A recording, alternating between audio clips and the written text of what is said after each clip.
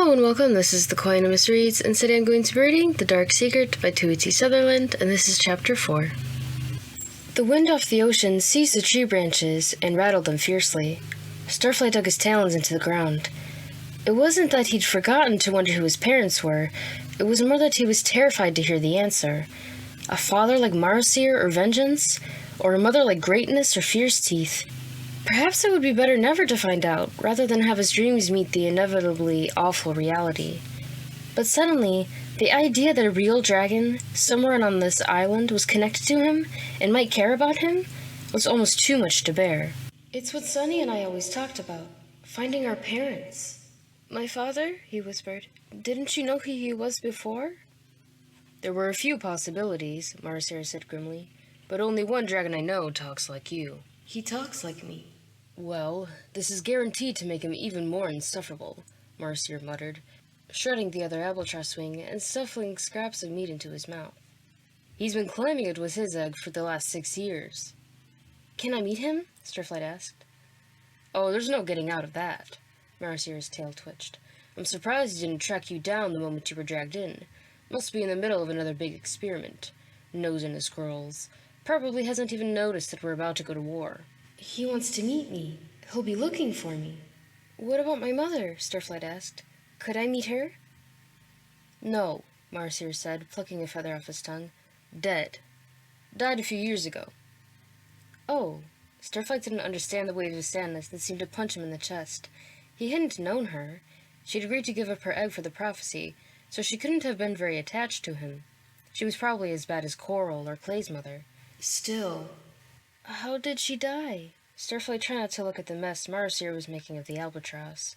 Dune and Kestrel had always insisted on strict table manners and cleanliness, since they were all trapped under the mountain together, and just a few caves with nowhere to escape to if somebody ate their prey in a loud, annoying way. She got herself involved in a battle, tried to help a sea-wing who'd been attacked by 2 skywings, Marcyr grunted. Idiot. So obviously you didn't get that brain from her. He narrowed his eyes at Starflight and waved one of the bird bones at him. Enough. I have questions for you. I really don't know anything, Starflight said in a hurry. How dangerous is that rainwing? Marcyr asked, ignoring him. Our studies indicate that most rainwings care only about themselves and prefer everything to be easy. Accurate? Starflight nodded. He really, desperately didn't want to betray Glory in any way, but he couldn't think of a way to avoid Marcyr's questions or lie to him when Marcyr was sure to read the truth in his mind. To his surprise, Marcyr's shoulders relaxed. That's what I thought, he said. So perhaps they won't do anything. Perhaps they'll roll over and go back to sleep. Starflight realized that Marcyr had misunderstood him. He'd only meant that laziness was true of most ringwings, but the Nightwing had heard that it was true of Glory as well. Maybe, he said noncommittedly. He tried not to think about how Glory would never let this go, how she would fight tooth and claw to rescue the Rainwing prisoners. It had been strange seeing her like that, as if she'd borrowed Tsunami's ferocity for a day. For years, Glory had acted as though she didn't care about anything. But apparently, imprisoning and torturing members of her tribe was one way to get her attention. He remembered what the council had said. What plan was the council talking about? He said. What is it we don't want the Rainwings to know? He stumbled over the words, trying to say we, as if he could be a part of this tribe, but he wanted Marcyr to feel as if Starflight was on his side, and that he could be trusted. It was a trick he'd seen Sunny use a few times when Glory and Tsunami were fighting. Why are we mad at Tsunami today? Now, what has Glory done to us? And often it worked. Not this time, though. The less you know, the better, Marcyr snapped. You'll get in less trouble that way. That wasn't generally Starflight's philosophy. He'd say knowing more was always better than knowing less. Marcyr ripped the last chunk of flesh off the bird and spat out several more feathers. If you're determined to starve, he muttered, and devoured the wing he'd thrown to Starflight in a few bites. Very well, he grumbled. Let's go see Mastermind. He flung the remains of the bird into the bushes and jumped into the sky. Then I'll take you to the alternates, he said over his shoulder. The what? Starflight asked. But Marcyr was winging away quickly and didn't look back.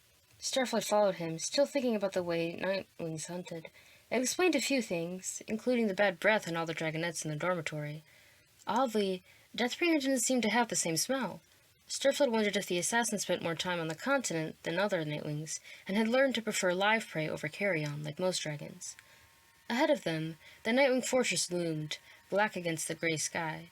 It was massive, built in layers that wrapped halfway around the mountain, but it also looked somehow precarious, as if one rock shelf could shift underneath it and the whole thing might suddenly slide all the way into the ocean.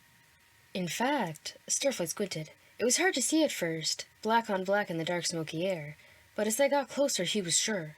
Part of the fortress had been swallowed by lava, clearly some time ago. A whole corner of the building, at least as big as Queen Scarlet's gladiator arena, was covered by hardened mass of black rock bubbles. It looked like a giant dragon had reached out of the mountain and slammed his talons down over the walls. Starflight glanced up uneasily at the plume of steam rising from the top of the volcano.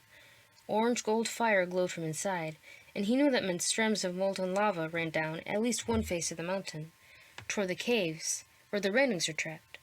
If Glory's description was right, surely another eruption could come any time, endangering the rest of the fortress. That thought made him even more nervous about following Marcia back inside, but he didn't have much of a choice. The large Nightwing ducked into the mouth-like opening on the highest level of the fortress. The tunnels here were lit with hanging chandeliers of torches, as well as the niches of coals Starlight had seen before. The stone under his talons felt smoother and more polished, as if it was frequently swept or mopped, unlike the lower tunnels. Starflight thought of the gold dragon prince in the Sky Palace, the emerald-studded throne in the Kingdom of the Sea, and the colorful flowers that wound all around the Rainwing village. There was nothing like that here. Nothing to break up the monotony of stone walls. Nothing to showcase the wealth and the power of the Nightwings. Then again, I guess no one ever comes here, he thought. Instead of trying to impress other dragons with opulence, they do it with mystery. He could see how that would make sense, but it would have been nice to see something besides fire and rock in all directions. As they turned a corner, Starflight paused and looked back. He thought he'd heard, maybe he was imagining things, but it had sounded like claws tip-tapping on the stone behind them.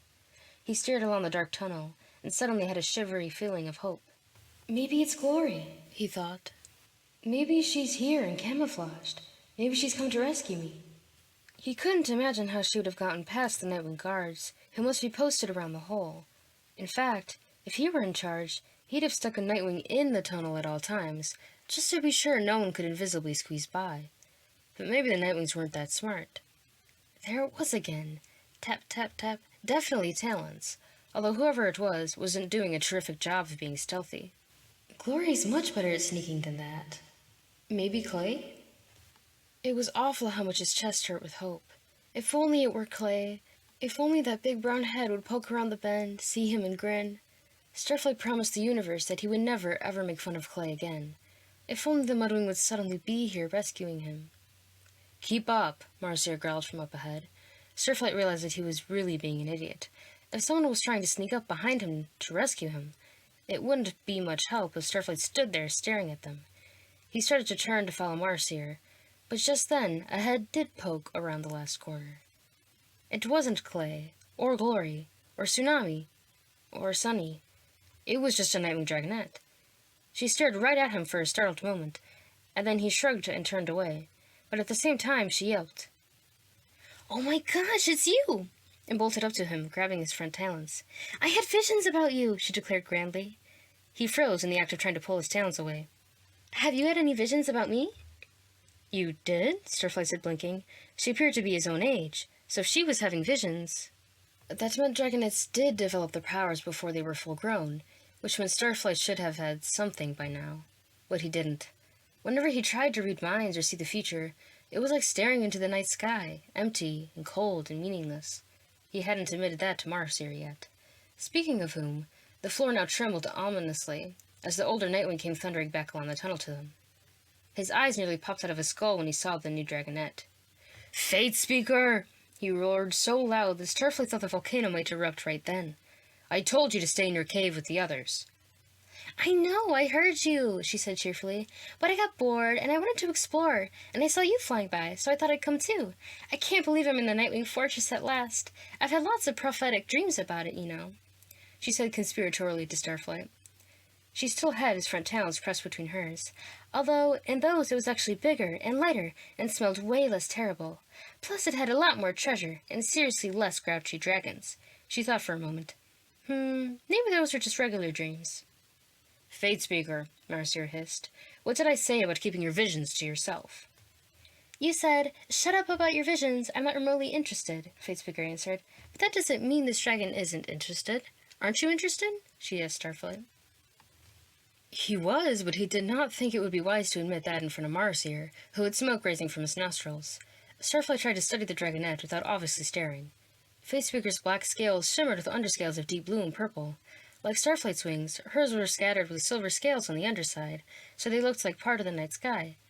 But unlike his, Fate Speaker had several extra silver scales, one on the outside corner of each eye, a band circling one ankle, and a few lone ones sparkling on her tail like starry freckles.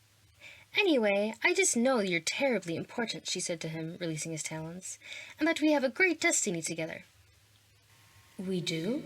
He thought hopefully. Perhaps he was going to survive the Nightwing Fortress after all. Am I actually useful in this great destiny?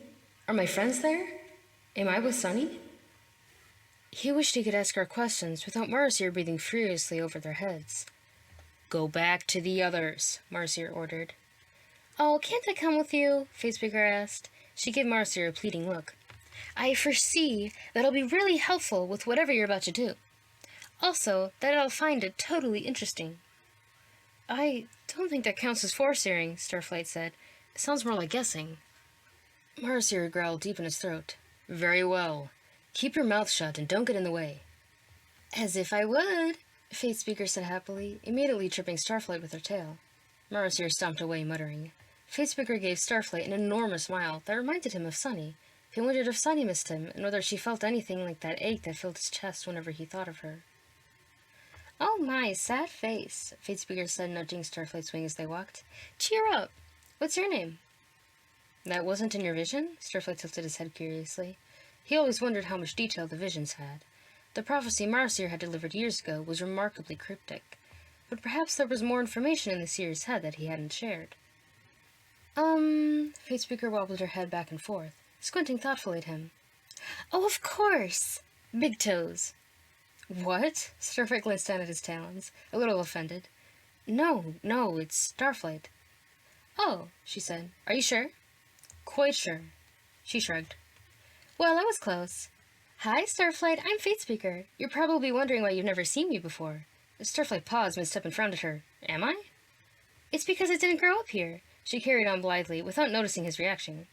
Marcyr's growl echoed down the corridor, and they both started walking faster.